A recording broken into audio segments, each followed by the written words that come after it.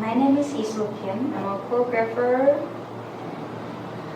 dancer, and also researcher.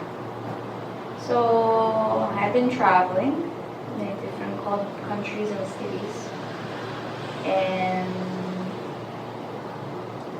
somehow I'm really into the space, how the space has all different kinds of cultures and vibes and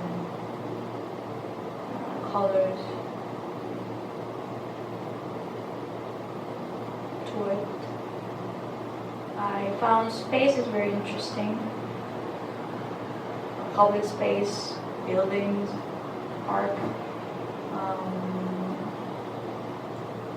theater, house, all different spaces, but especially this time I like to work on an empty space. Bean project, I call it bean because bean is interesting word. Also in Korean, the bean, the word is empty. But the funny thing is in English, bean is also the container to throw something away.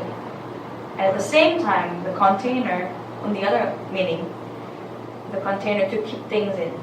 So it was a very interesting concept for me. Also, emptiness and fullness. So I rented empty space and I fill it up and I'm gonna make it empty again, right? So this is gonna be the part of it.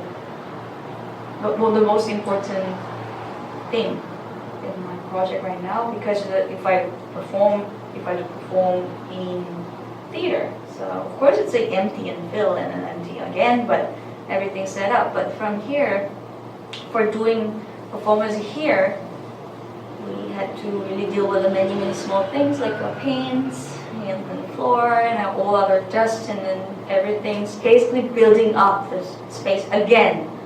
And sadly, we're gonna tear it down and make it empty again.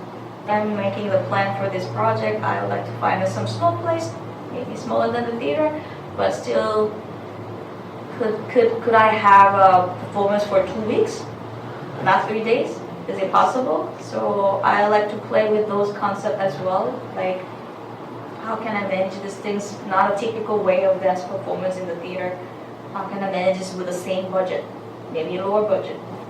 So, and of course, I'm always interested in the relationship between the performer and the audience.